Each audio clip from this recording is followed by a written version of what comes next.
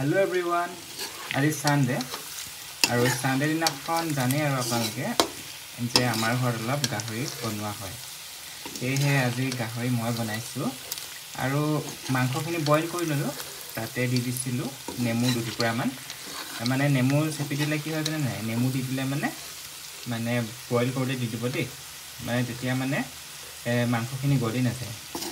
মানে বহুতে জানে কিন্তু বহুতে নাজানিব পাৰে হেতু কাৰণে মই কৈ দিছো যাতে আপোনালোকৰ অলপ উপকাৰ হয়।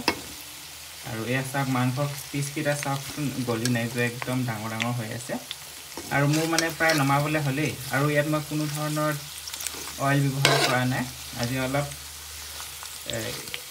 বেলেগ ষ্টাইলতে বনালো কিন্তু মই ভিডিওতে আগৰ পৰা কৰিবলৈ নোৱাৰিলো তাৰ বাবে মই দুঃখিত। কেতিয়াবা বনাই দেখাম। আৰু ইয়াতে চাওকচোন মই আলুখিনি ইয়া ভাঙি দেখাম চাব দেই যদি আপোনালোকে বিচাৰে এনেকৈ ভাঙি দেখাম। এয়া ধুনীয়াকৈ কষ্ট নকৰাকৈ আছে আলু সিজিলে দেখিছে নহয় এয়া আলু সিজিলে আৰু মানে আলুখিনি মই ফ্ৰাই কৰি লৈছিলোঁ আগতে। আপোনালোকে আগতে আলুখিনি ফ্ৰাই কৰি ল'ব। এয়া মোৰ প্ৰায় হ'লেই আৰু দেই দাইল কৰিছোঁ এনেকৈ চিম্পলকৈ খাম।